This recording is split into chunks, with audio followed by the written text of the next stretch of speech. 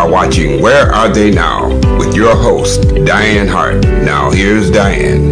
Good evening. Welcome to Where Are They Now on Detroit Hot TV. Tonight, I have the pleasure of interviewing Mr. Edward Anthony Green, aka T Money Green, an American bass player, record producer, Grammy award-winning songwriter.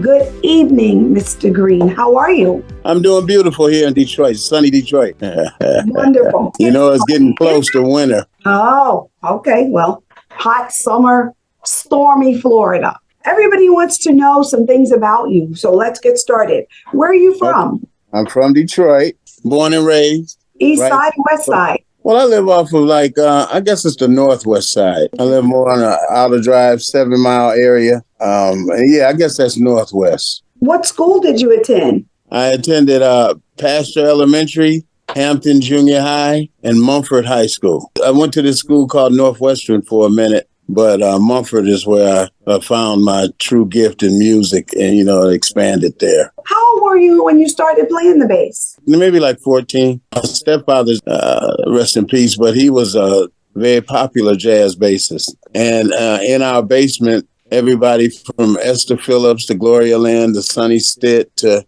Spanky Wilson, all of those jazz greats used to rehearse in my basement because my dad, a lot of those groups couldn't bring their musicians. So what they would do is link up with a person like my dad that could sight read. And then he knew all of the musicians that sight read. And they wouldn't need but one rehearsal and they knew the whole show. So, I think that encouraged me to want to play. But it didn't really happen until the Mumford Talent Show in 1969 that made me say I was going to play bass. Because that bass player was kicking ass that night. That's what got me going. Let me ask you this. How old were you when you recorded your very first song? I might have probably been about 16, 17. I started playing for the Dramatics when I was 17. Prior to that, when I met Ron, I was a year younger, and he was going in the studio, and he said he wanted me to go. And it was funny. We got there, and they were like, Ron, you were supposed to have been here. So the studio time got canceled. Then we did it the next day, and it was pretty good. I was a natural in there. Because studio can kind of intimidate you if you let it. But I know how to play. I started getting to know how to play my guitar, and that's all that really mattered. I felt like I was somebody, playing it. So I wasn't going to let no mistakes happen or nothing like that on my part. So at 17, you were absolutely certain that that was going to be what you were going to be doing. Well, yeah, at 17, it was written in stone already. At 14, 15, when I was introduced to it, I realized this was what I was going to do. It only took me from 14 to 17 to be good enough to be with a group like the Dramatics. When I look back on it, I say, wow, that was,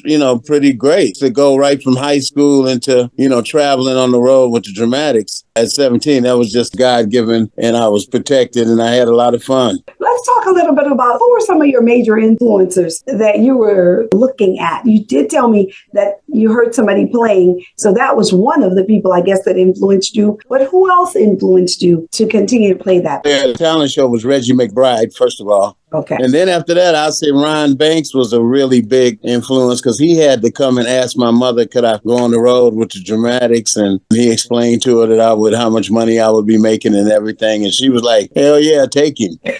So, but I like people like Graham Central Station back then, Sly and the Family Stone, Jimi Hendrix. Jimi Hendrix was a big influence on me, even making me play upside down today.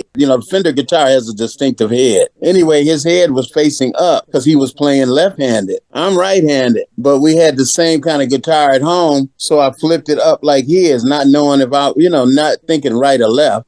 After about 2 months, my dad caught me playing his bass, and he was like, what you doing? I said, well, Dad, I'm thinking about playing bass, man. I've been practicing. He said, put that down. You playing upside down. You'll never play like that. But by then, I knew like 5 or 6 songs. I thought he was player hating. I'm like, whoa. So I just stayed playing like that. And a lot of his professional friends just say, hey, Will, let him go. Let's just see what happens, instead of trying to discourage him because it wasn't working. So it was like, let's just see what happens. And I came out to be one of the best ones out there. He was like, I'm glad you didn't listen to me, especially once I started helping him pay a lot of bills and stuff, I play upside down because of Jimi Hendrix. Well, we're going to take a break and then we'll come right back. We're going to play one of the songs that you have written, and it's Welcome Back Home. And then we'll talk a little bit on the other side of the break as to what inspired that song and who wrote it and who played it and that kind of stuff. So let's take a break and we'll be right back.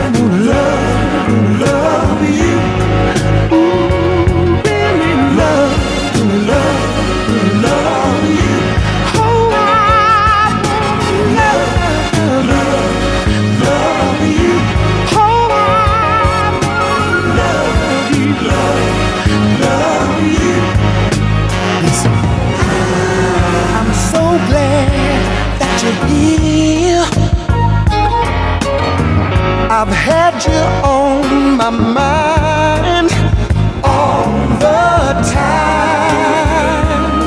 Running in and out of my mind.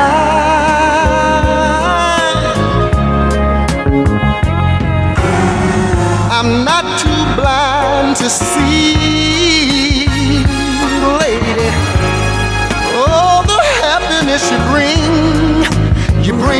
to me.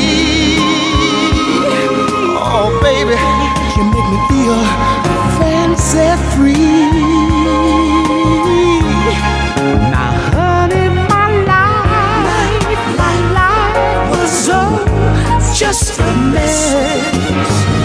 What I should have done was just confess that I love you. I'm the friend, I really do love you. Really love you. So welcome back home, where you belong. I'm the one that loves you. I'm the one that loves you. Who really, really loves you.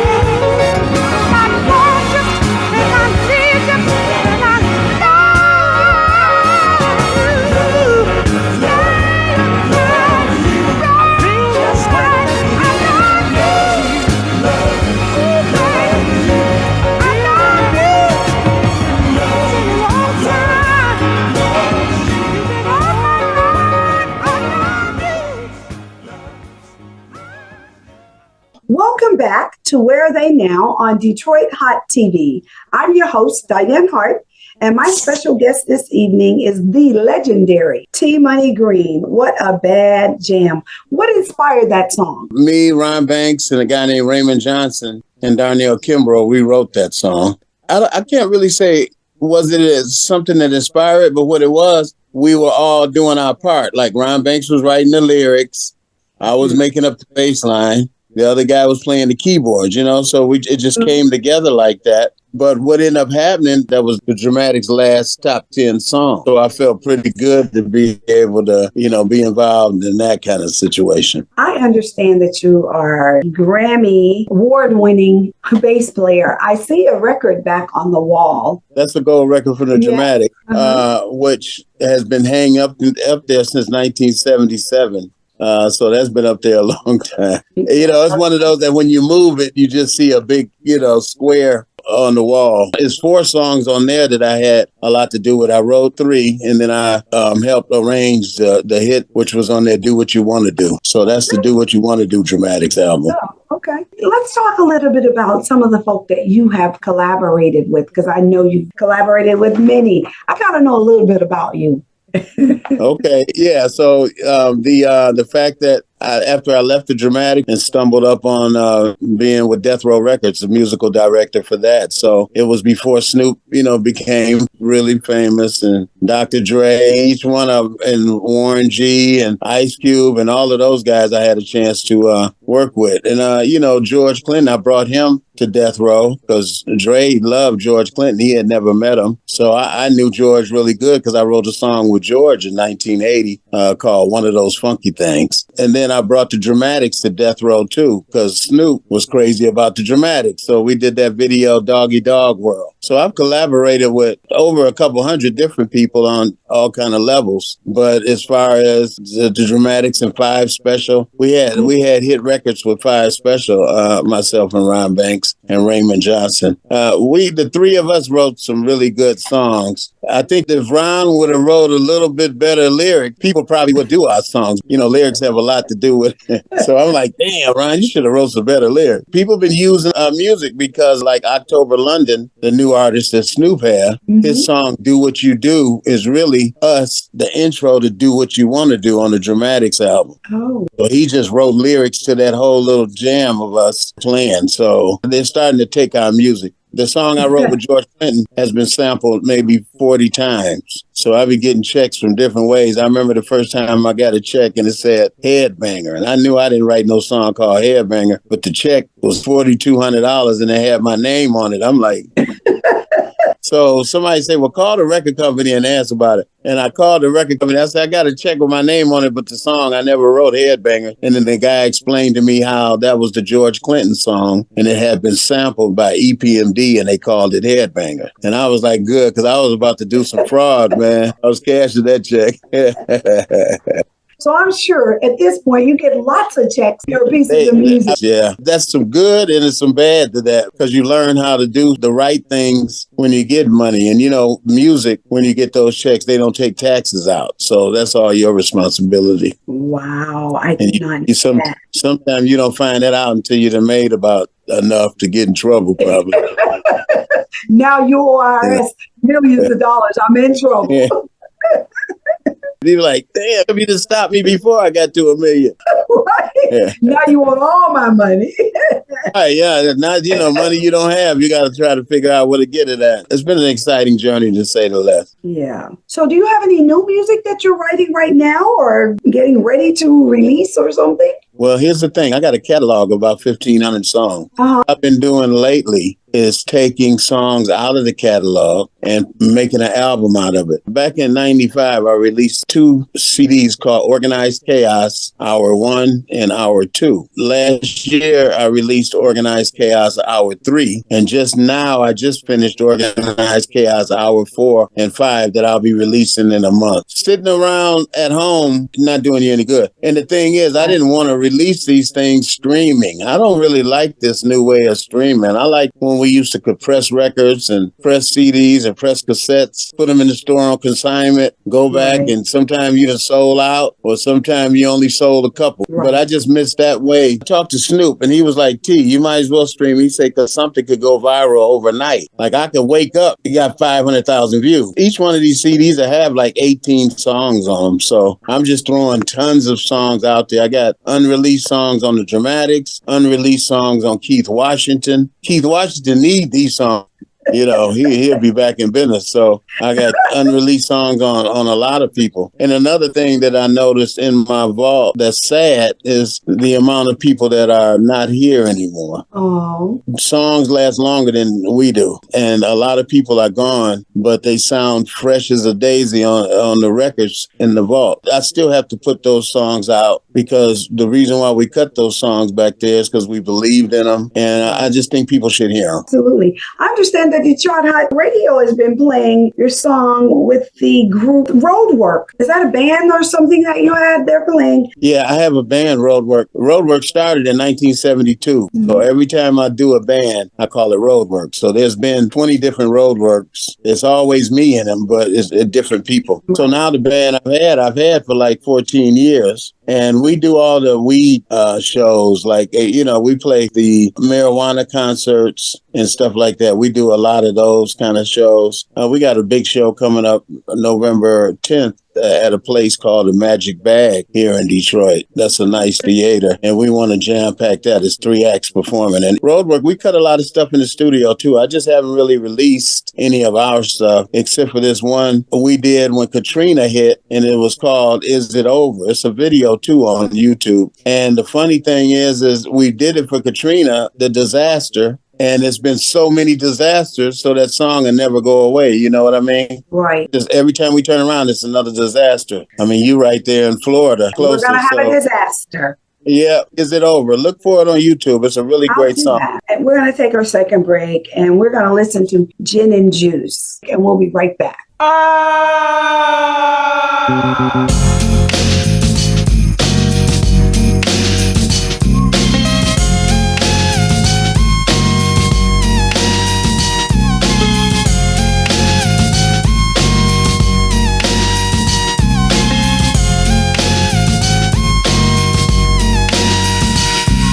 With so much drama in the LBC, it's kinda hard being Snoop D-O-double G. But I somehow, someway keep coming up with funky ass hits like every single day.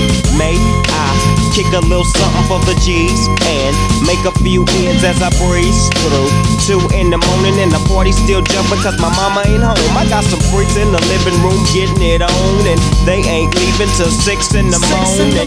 So what you wanna do? I got a pocket full of rubbers and my homeboys do too. So turn off the lights and close the doors. But what? We don't love them now. Yeah. So we gon' blow up to this.